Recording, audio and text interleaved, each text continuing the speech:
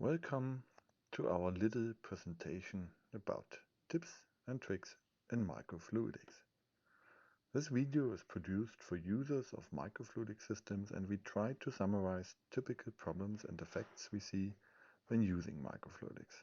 This includes connectors and solutions for connecting tubings with valves and pumps, problems like bubbles and trapped air, and we talk a little bit about using back pressure for split up of flows, and give also a short overview about some facts that you have to consider when working with microfluidic flow.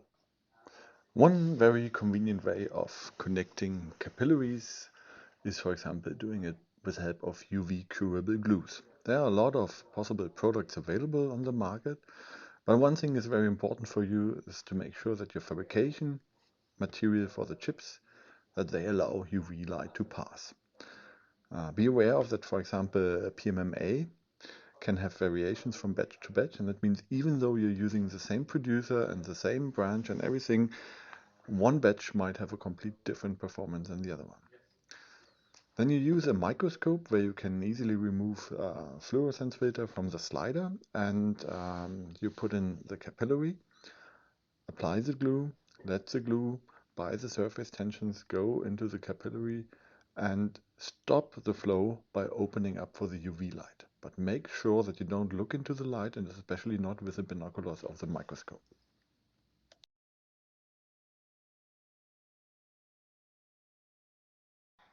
Another convenient way to connect your tubings or capillaries with your microfluidic structure is the use of O-rings.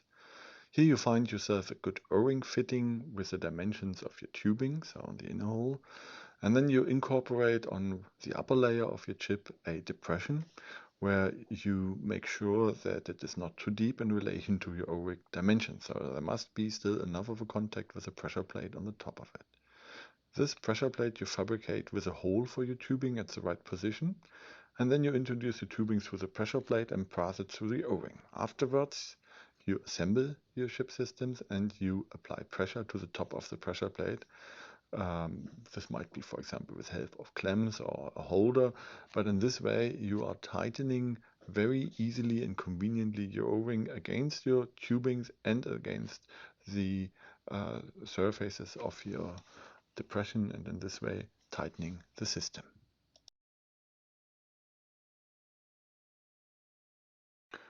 Just in order to show how it looks like, we can here, I have the O-ring on my PTFE tube. Now I put it into the hole, so I can conveniently design the hole the way how I would like to have it, and then I just only have to clamp from the outside. And you see the most difficult part is here to keep it by the hands, and then I just clamp it down, and I have a very nice connection, pressing the O-ring to the PTFE tube and also to both sides of my different PMA stackages here. And this way I'm getting tight. And then there are also a bunch of commercial available connectors. I present two here. One is the upchurch connector, which I'm showing here. This consists basically of a ferrule and a M6 or also other type of nuts, which you can screw into available threads inside of, for example, holder plate. So that means you have to fabricate a top plate in order to screw your nut into this holder plate and to apply pressure. Because what you're actually doing is you lead your tubing through your nut, go and fix the ferrule on top of it, and then you are applying with help of this nut the pressure, the necessary pressure on the ferrule, which is on the one hand side tightening against the top surface of your ship system, and at the second time also against the tubing. So you have a double fold of leakage control via pressurizing with help of your nut. A very convenient way how to deal with it. You can find a bunch of the systems available. You can find the ferrules included with filters. You can have a lot of different adapters. Also, a short demonstration here where we can see a holder with a couple of different connectors, upchurch connectors. We see here the pumps, or volumes which we have to pump. We can see the black cables. These are actually optical fibers with which we can measure the oxygen content inside of our microstructures, one of our developments here. And just in order to show what is possible, we can have here the holder without anything, and we have the white plugs where we can, for example, close down channels we don't need, and we conveniently just screw it onto the surface, and in this way we are just blocking our channels. Very nice. Finally, just to show you another type of commercial available connectors, you can use Luer adapters. Here the tightening system is also very similar in a way that you are pressurizing two smooth surfaces against each other. So you have a receiving end, so to say, is a female part which has a certain opening in a smooth surface, and then you have on the tubing, depending on what kind of adapters you use there, the male part, which you just press into the seat, and in this way tightening your system for low pressures. All of the presented methods here is basically solutions for low pressure applications. I'm not focusing on higher pressure applications because then you have to find other solutions where there are also a lot of commercial available systems in the system. So the best way in order to remove bubbles is to avoid bubbles beforehand. In microsystems, bubble means trouble. And so this way, one way how you can handle it is just if you don't need a lot of oxygen or gases inside, you degas already your liquids beforehand. You see, I take a syringe here and put in the piston. I have parafilm available, as you can see here. So I just prepare it that I'm actually just using it in order to block the end of the syringe. I remove the unnecessary air inside. It has to be a little bit done carefully so you don't get other people wet in your lab. And then I just place the parafilm at the outlet of the syringe. See in a moment. And then I will just apply an under pressure by pulling on the piston. So in this way I can see already I'm generating a lot of bubbles, but then I hit on a solid edge of a surface, for example here on the sink, and then you can see I'm really degassing a lot of the gas which is inside there. And in the end I just remove my parafilm and I do the equilibrium of my of the pressure, and then I just repeat the whole procedure once again. And in this way you can effectively very easily degas your medium already beforehand and avoid a lot of problems. But very often we cannot do so much about bubbles. We simply catch them actually by just assembling our microsystem and beginning to pump the liquids. Here I've included a video where we have 8 parallel microfluidic channels in which we can see some bubbles. It is a bit difficult to see, but when looking very carefully at the video, we can see some darker objects moving relatively even through the ship. This is a good indication for that we have the bubbles moving in the channels. They are not trapped, but evenly moving through the system. This is often the case when the channels are becoming very narrow. In this case here, it is 100 micrometer wide and 200 micrometer deep channels, and in case you're having bubbles stuck in such systems, you can use surface active reagents like Tween 20 or Tween 50 in order to give them free. And sometimes it is also helpful to increase shortly the pressure, for example by blocking very briefly the outlet in order to get the bubbles free. It becomes much more difficult to remove the bubbles when using, for instance, wide and shallow channels.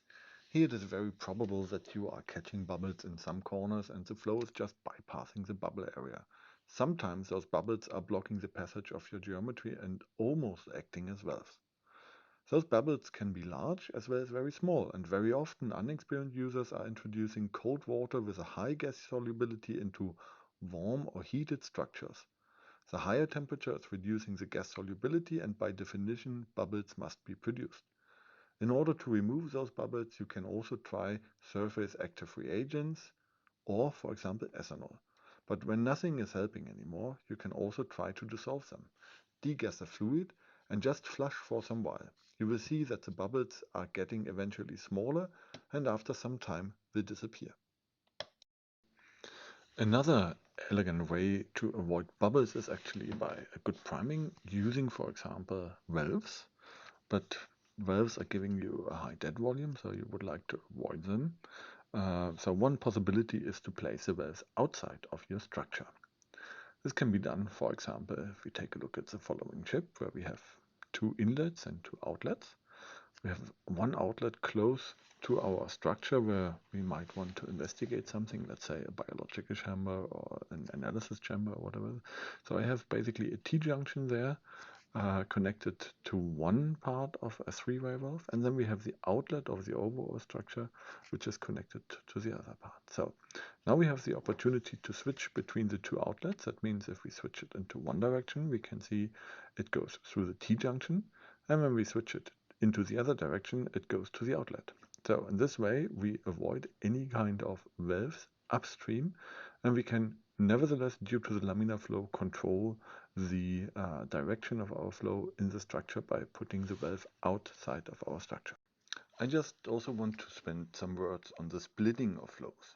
Very often we can see that the microfluidic users would like to operate systems in parallel, and they are therefore designing flow systems where the microflow is split up into 2 or more identical flows. I've been illustrating this here by splitting up a small gas flow with help of a flow splitter. Guiding now the gas flow into 2 small fluid tanks for aeration purposes, the user will often experience that only in one side gas flow will be generated. First, when a certain flow rate is reached, the flow will split up evenly. This effect is caused by the fact that the flow is always following the path with the smallest resistance. Here in this case we have a metastable system, which means that both paths have almost the same negligible resistance. By stochastic principles, the flow is going into one of the channels and the small fluid flow is following this path. The whole picture is changing when a considerable flow resistance is built into the design. Here in our example case, 2 coils of the same length and dimensions are implemented. Now both paths generate a considerable flow resistance and will little by little fill evenly and therewith split the flow. This is a small but essential design prerequisite which is often forgotten. When working with microfluidics, it is very important that you are aware of the nature of microfluidic flow. The term laminar comes from Latin and symbolizes a plate flow. This means that fluid flows in parallel layers with no disruption between the layers. All layers have different flow velocities, and the fluid elements at the wall have 0 velocity. The only material transfer perpendicular to the flow can take place by diffusion, which is a very slow process. Therefore, the nature of the flow is dependent on the material properties of the fluid, the volumetric flow rate, the geometry of the channel, and also the diffusion of the considered material in the fluid. In the here shown video, we can see that the flow rate of the fluid in relation to the diffusion of some extra large animated particles is high and almost no perpendicular movement due to concentration gradients is observed.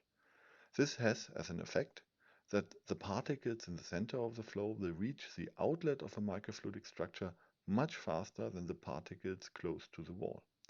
As a matter of fact, the impression occurs that the particles are held back due to adhesion effects at the wall. This is, however, not true. They are retained by laminar retention, often also labeled as stagnant zones. This effect is often very much underestimated, especially when it comes to carryover effects from sample-to-sample introduction in microfluidic flow systems. In order to illustrate the impact of the design of a microfluidic system, 2 flow conditions of laminar flow are shown, the plug flow and the mixed flow.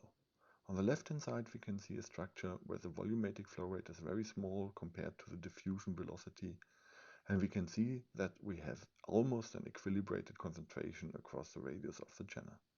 This might also be achieved when high volumetric flow rates are used in very small channels, so that the diffusion length is very short and also a fast equilibration due to diffusion is achieved. We have to remember that time needed for the diffusion is not linearly proportional to the length to travel. On the right hand side we can see the case as in the video that the volumetric flow rate is fast compared to the diffusion, and we obtain a tongue shape inside of the channel. Hence also the inner part of the substance in the flow channel will reach first the outlet, and it will take a long time to wash out, for instance, water, with which the channel is filled. This flow is also often called mixed flow. Often the user wants to exchange the volume inside of a structure with new material and has to know for what time the structure has to be flushed with which velocity. One way to obtain a timescale would be to make a mass balance for the system, considering the channel as a completely ideally mixed continuous stirred tank reactor. Here we have a volumetric flow rate V dot and the dead volume of the channel V. The ratio of V dot to V is called dilution rate, while the reverse term is the residence time of the system. Solving the mass balance for the system, the concentration as function of time can be calculated for the CSTR system. This gives at least an order of magnitude for the time we need to flush the system. However, it is clear that the system is not really a CSTR system. It will rather be a hybrid between plug flow and CSTR, therefore also the name mixed flow. A convenient way to investigate such systems would be to perform retention time distribution time analysis experiments. Therefore, imagine that the system is filled with water, and at a certain time, labeled 0, we have at the influent a concentration change to a specific new level of concentration. In the absolute best case scenario for a plug flow, this concentration will appear at the residence time of the system. This can be in this illustration here. The red plot symbolizes the CSTR case, while the full blue line shows the ideal plug flow behavior. The concentration at the ordinate is dimensionless, and the residence time at the axis is also shown dimensionless. 3 more stippled lines are shown, which I have simulated at different Reynolds numbers. The green stippled line with a Reynolds number of 0.4, hence a relatively slow flow, is breaking through before once the residence time is reached. Here we can see that the mixed flow behavior is present. It takes then approximately 2.5 times the residence time to reach the full concentration. When the flow rate is increased, the breakthrough is beginning earlier and it takes more time to reach the full influent level. It is therefore important to know the interaction between the flow rate, the diffusion velocity, the geometry, and the viscosity of the flow. In order to demonstrate the complex interaction of the flow conditions, I have simulated for demonstration purposes the flow in a meandering channel system. The meandering channel is having a 500 micrometer hydraulic diameter. The fluid flows a couple of millimeters to the left, turns around 180 degrees, and flows back, turns again, and exits at the outlet of the structure. The inlet of the structure is divided into 2 even halves, each having a width of 250 micrometer. One contains the fluid and the other one the fluid with a color dye, which can diffuse with the same velocity of oxygen and water at 25 degrees Celsius. Looking now from the top of the structure, using a white to blue color legend, white for no concentration and blue for the full concentration, we can see on the left hand side of the figure that the flow is still separated into 2 independent segments. Looking perpendicular to the flow into a cross-sectional area, shown at the right hand side of the figure and shown with help of a rainbow color legend, blue for no and red for full concentration, it can be seen that the shape of the concentration gradients is having a convex form. This can be understood by the longer residence times of the fluid near the wall, hence a longer diffusion length can be obtained. Increasing now the flow rate, seen by the Reynolds number going from 0.4 to 4, the concentration gradient becomes much stronger. This can be understood by the reduced residence time in the system, but still the shape of the concentration change is again convex, which is this time the result of the acceleration of the fluid. This becomes even more pronounced when the Reynolds number is increased to 20. Now it can be seen that the high concentrated flows is in the core of the channel after the bending, again a consequence of the acceleration in the curves. Critical is now that looking from the top, for instance with a microscope, it is not really possible to judge where the concentration of color dye is located. Looking from the top, it is possible to assume that the flow is mixed due to intensity measurements, while the flow is in reality far away from being mixed.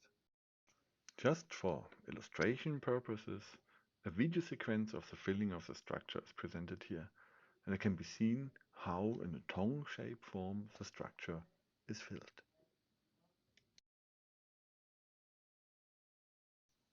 In order to show again the details of the cross-sectional areas before and after the last meander turns, the concentration profiles are shown for relatively small flow rates.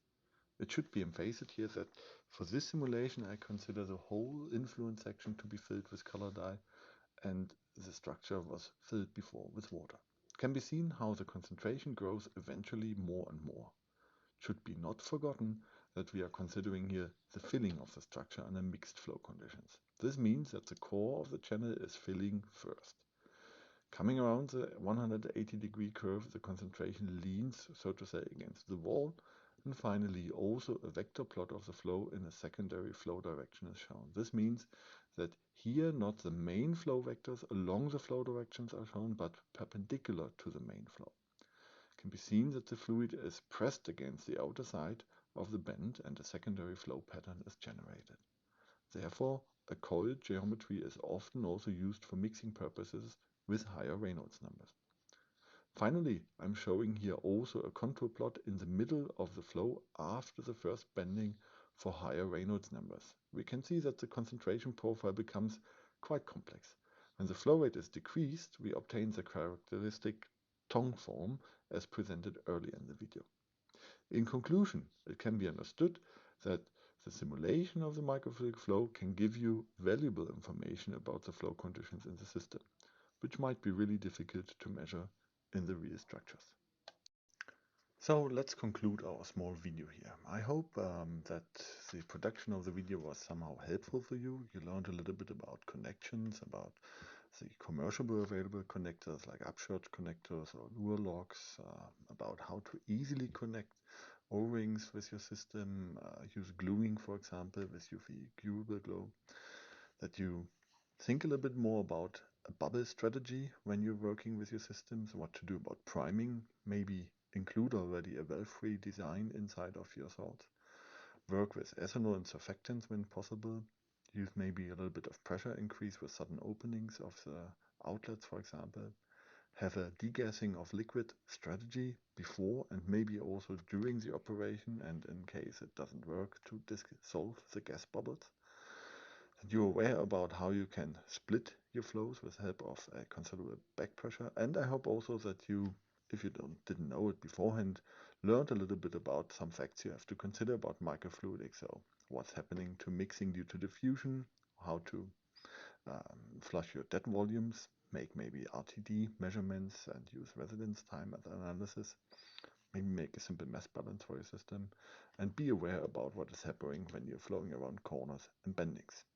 So thanks a lot for watching and see you soon.